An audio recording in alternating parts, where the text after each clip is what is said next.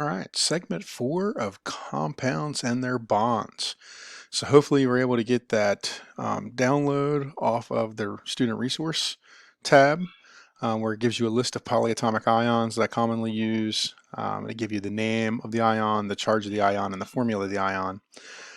If not, here are the ones that I usually use. It'd be acetate, which is C2H3O2 and has a -1 charge. And notice the ending here is ATE. So far, all of our anions have had an ending of IDE, and they're coming from the periodic table. So whenever you see the ending 8, then we know that that's going to be a polyatomic. All right, so here's nitrate rather than nitride. Nitride we know is nitrogen with a -3 charge coming from the periodic table. Nitrate is NO3 with a -1 charge, right? And that's why it's a polyatomic, because it's many ions. We have a group, and this group is going to move as a single anion most of the time, okay? We have nitrite, so 8 and ite.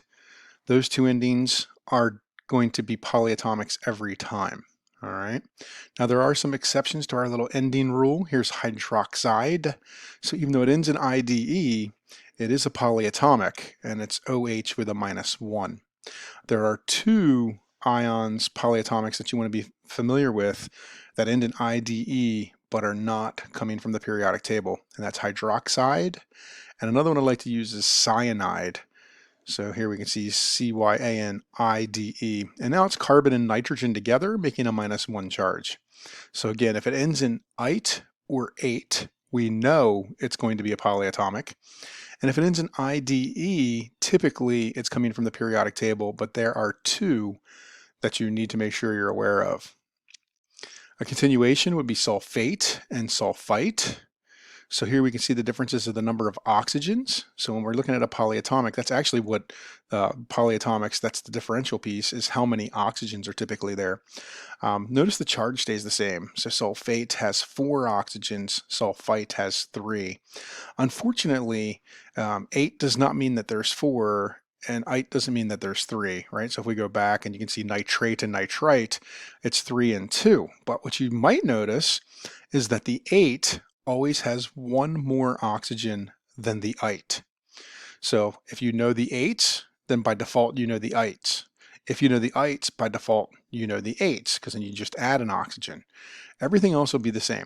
All right, so we have carbonate, chlorate, chromate, dichromate, phosphate, phosphite, perchlorate, and then I have one cationic polyatomic, and that's ammonium. Not ammonia, but ammonium. So NH4 with a +1. All right, now what we can do then is move on to ternary ionic compounds. So what this is basically it's a binary name, but because it's ternary, it means we have more than 3. There's 3 or more. So ternary simply means we're going to have a polyatomic ion. So the rules are exactly the same though, but now you're going to have at least 3 elements. You're still just naming the ions. So here we're looking at NaNO3. We'll ask the same series of questions. Is a metal present? Yes. Is that metal a transition metal? No. So we'll simply name what we see. In this case, we see 3 elements. That means automatically we know there has to be a polyatomic because we have 2 pieces, but 3 elements. The sodium is a metal and is not involved in any polyatomics. That means the NO3 is the polyatomic. And now we can use that sheet of paper, find NO3, and we'll find the name is nitrate. Then we'll just simply put it together, sodium nitrate. So again, the rules, just like we've been doing, except now we have a bigger bank of anions, if you will. Here's CaSO4. So we know we have Ca as a metal. The metal is a calcium. It's in group 2A. All right, so we have calcium, and then SO4 has to be the polyatomic. We find that as sulfate, and it becomes calcium sulfate. Here's CuSO3. Now the Cu is a metal present. Yes. Is that metal a transition metal? Yes. So we know the copper is a transition metal. We'll need to know the charge of the metal in order to write the name. So the rules aren't changing. It's exactly what we did before. This time we'll use the anion as a polyatomic, and it's SO3. And if I look on my piece of paper, the SO3 is sulfite, It has a -2 charge, which means my total anionic charge is -2. That means I need a total of +2 for the metal, and I only have one metal, so the copper must be +2. I'll put that together. I get copper 2 as a Roman numeral, and then sulfite. All right. Now here we'd ask the question, is a metal present? And you would want to say no, right? However, we have NH4, and NH4 is cationic and is a polyatomic that is a cation. So we're still going to be using ionic naming. So instead of saying is a metal present, yes, we're going to treat it like a metal. Is it a transition metal? No, we're going to treat it like a normal metal. And so NH4 is ammonium. Ammonium. And then of course oxygen by itself is oxide. We put that together and we get ammonium oxide. So good. I hope this is going well. It can seem overwhelming. A lot of students try to memorize their way through. Again, you want to memorize the operations, not try to memorize all the different names. Now, just like before, not only do we need to be able to name compounds, turn compounds in from names, we're also going to have to be able to go the other way. So I've got a few more examples for us here, and then we'll switch and I'll give you the name and you give me the formula. So the last few we have are LiCN, and that would be lithium cyanide. Then we have FeOH3. That would be iron 3 hydroxide. NH42. And notice what's going on here. We saw this with the iron as well. The subscript is on the outside of the parenthesis. So whatever we put in parentheses, the subscript on the outside says we're doubling, in this case, everything inside. Here we're tripling everything that was inside. All right. So if I take those parentheses away, that's going to look like 42. And so next we'll see when we're going from names to formulas, I'll show you when you need these parentheses and when you don't. But here NH42CO3 would be ammonium carbonate. How about NiPO4? And so the answer there would be nickel 3 phosphate. So if you're struggling with those, make sure you get in touch with me. I'd be more than happy to help you out. Naming is always one of the most difficult tasks students face. And it's also one of the most important tasks because you have to be able to go from names to formulas in order to solve some of the problems. So as we progress, the questions are going to turn into how much nickel phosphate, right? How much nickel 3 phosphate is needed for blah, blah, blah. And so you'll have to know what nickel 3 phosphate is in order to do those calculations. All right, so writing the formulas from the names. So here's ammonium chloride. So ammonium is a polyatomic. It's NH4, and it can be a little tricky. So I told you the two ides. You probably want to know this one as well, because when you see ammonium, I've already told you that ums are typically metals, but this is not a metal. And so you can spend all day looking at the periodic table trying to find ammonium. And if you just don't know that it's NH4, you're going to be looking for a long time. And I've seen some crazy things on quizzes and exams for ammonium. So you might as well just take the time, unfortunately, to commit this one to memory to make sure you know it. It's a +1 charge, and then I'm going to combine that with chloride, which we know is chlorine. And so from group 7A, that's a -1 charge. So the formula then becomes NH4Cl. Now notice here I did not use parentheses around the polyatomic, and that's because I only needed one of the polyatomics. So the only time I need parentheses is if I have multiples. So for instance, instead of ammonium chloride, what about ammonium sulfide? Well, now when I go to draw this out, I'm going to have ammonium, which is going to be NH4. And a lot of times I'll tell students to do is just go ahead and put it in parentheses right away. Even for the ammonium chloride, I would still put the ammonium in parentheses, then write in the anion, in this case sulfide, so I have an S. Now we know ammonium is a +1, and sulfide is sulfur. It's in group 6A, so it's going to be a -2. And now we're still going to do the little crisscross. I'm going to crisscross this 2 down, but when I do it, I want it to stay on the outside of the parenthesis. I'll then crisscross the 1, and it'll go to the S.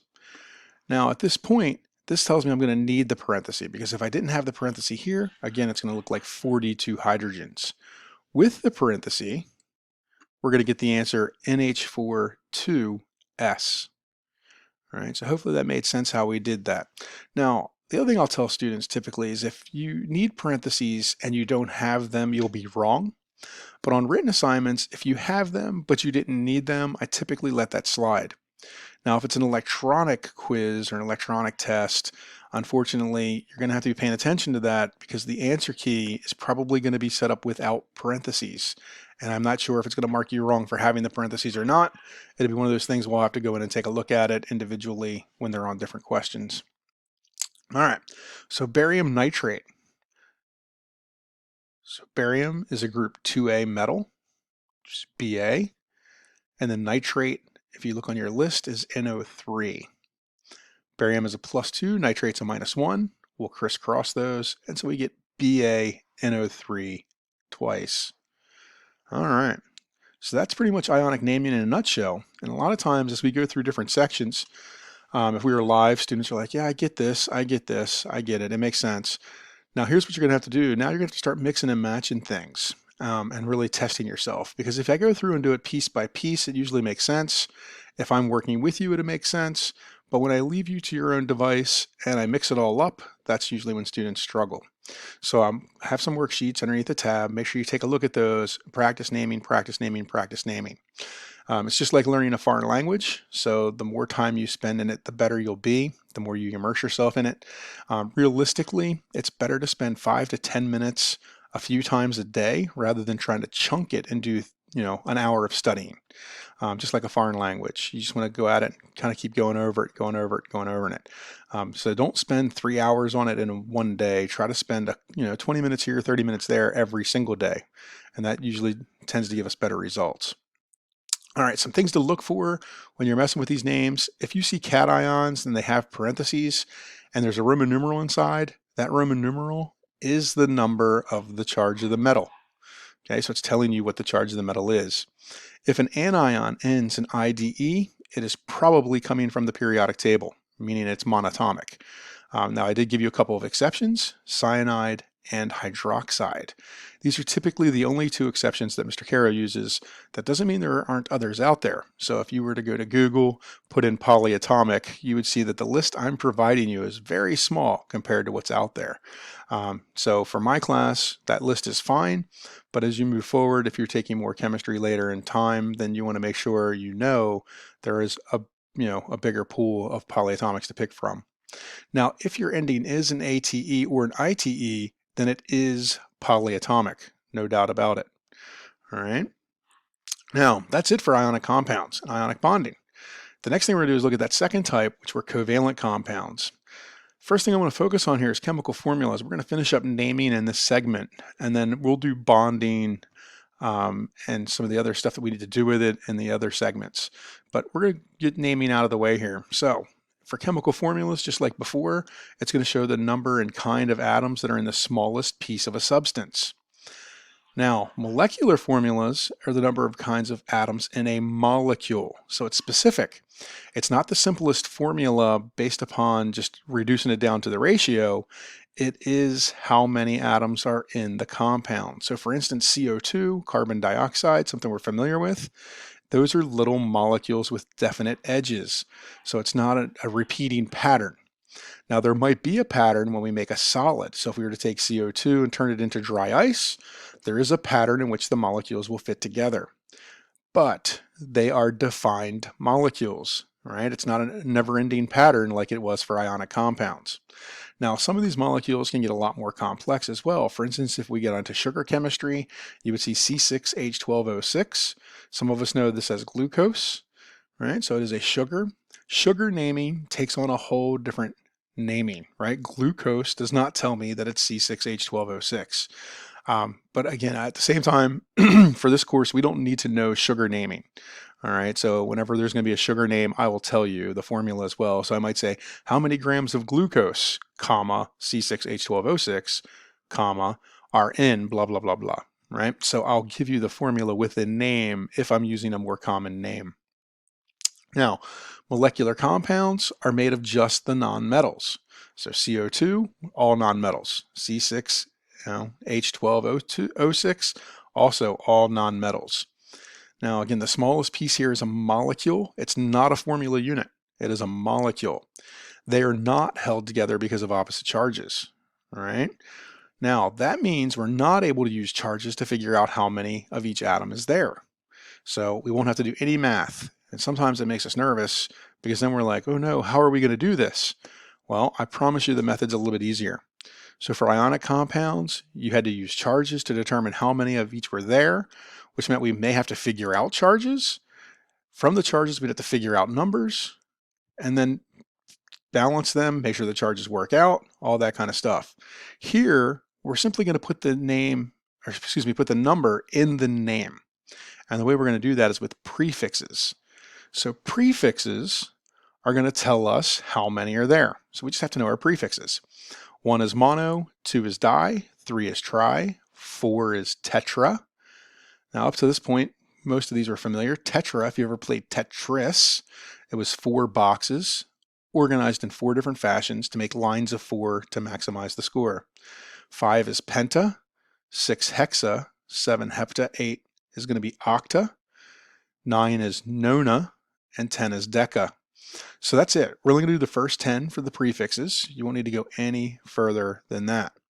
Now, how does this work when you're going to write the name? Well, we're still going to be looking at diatomic molecules, okay? So we're only going to have 2 things there, binary still. I don't want to do multiple things because it starts to get real complicated real fast.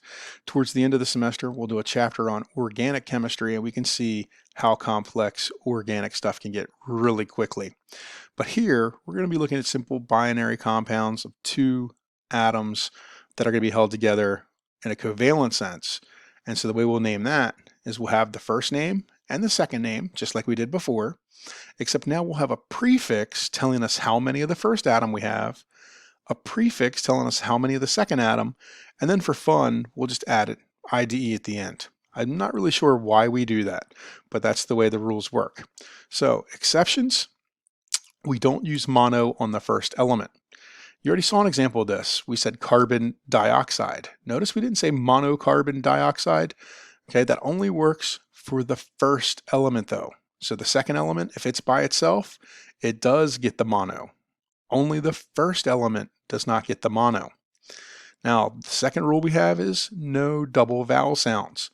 This comes into play a lot with oxygen, when oxygen is the second element because it starts with a vowel, and a lot of our prefixes end in a vowel. We can't have 2 vowels in a row. The perfect example is carbon monoxide. We don't say carbon monoxide, right? We don't have a second syllable in there. We say carbon monoxide, CO, right? Notice we don't have the monocarbon monoxide. So again, we only use mono on the second element. And when it comes to the oxygen, and again, that's the only one we really see that in. We never want to make a long vowel sound and add a syllable to it. We always want to just kind of breeze over it. Now, the letter that we cut out comes from the prefix. Okay, the letter we cut out comes from the prefix. So for instance, if I were going to say tetraoxide, I would say tetroxide. I cut the A off and I leave the O from the oxygen, right? And that's how I avoid the double vowel. All right, let's do some practice. So N2O, as long as I know my diatomic, as long as I know my prefixes, this all fits together nicely. So we have N2O, means we have 2 nitrogens. And so we would say dinitrogen. And then of course the oxygen by itself, we've already seen as monoxide. I put those together and I get dinitrogen monoxide. How about NO2? All right, so we get nitrogen dioxide. And again, I'm leaving pauses in here so you can pause it if you want, and you can work it yourself and then see what the answer is going to be. All right, how about Cl2O7? All right, we get dichlorine heptoxide. If you said dichloride, that would be okay as well. We don't typically put the IDE on that first element, but you can find it in literature. I think we're just so accustomed to saying chloride that when the naming came out, they went ahead and allowed dichloride heptoxide to be acceptable. How about CBr4? So carbon tetrabromide, good job. CO2, you better get this one right. carbon dioxide. All right, last but not least, BaCl2. All right, bear trap. If you said barium dichloride, is a metal present? Yes, a metal is present. Barium is a metal. It's a group 2A metal, and so we would simply say barium chloride. All right, let's finish it up. Write formulas for these, and then we'll cut this segment. So, diphosphorus pentoxide. So phosphorus is P. We have two of those because of di. Pentoxide would be oxygen, so O, and then pent is 5. So P2O5. This is probably the easiest portion of naming that you're going to see all semester. Tetraiodide nonoxide. I4O9. Sulfur hexafluoride. SF6. Nitrogen trioxide. NO3. The other thing you point out here is, why isn't this nitrate? And that's because it's not an ionic compound. So some of our polyatomics actually exist in a non-ionic form. So don't let that mess with you. If there's no charge, then we use prefix naming, no metals. If there is a charge, it's polyatomic, and we'll use the polyatomic name. Carbon tetrahydride. CH4. We're going to find out that that's also called methane when we do organic chemistry. Phosphorus trifluoride. PF3. Aluminum chloride. And hopefully you didn't fall for that one. You said you're getting used to the pattern here where all of a sudden I start putting some exception at the end, and that was AlCl3. All right, that's it for our naming practice. Again, check out the worksheets and the links I've got underneath the tabs here, because some of these things can just take practice and time. Some of those practice sheets will be 2 pages. The first page will be questions. The second page will be the answers. So really what you want to do is go ahead and you can work on your own. And then if you're struggling with it, not figuring out how I got to the correct answer, then give me a holler, make an appointment with me, or schedule a Zoom or something along those lines. All right. Now I already asked this question earlier when we talked about how these things are put together. We know that ions are put together because of opposite charges, but we don't have charges here. So the question I'm going to leave us with in this segment is, how are molecules formed? If I can't use charges, how do I keep them together?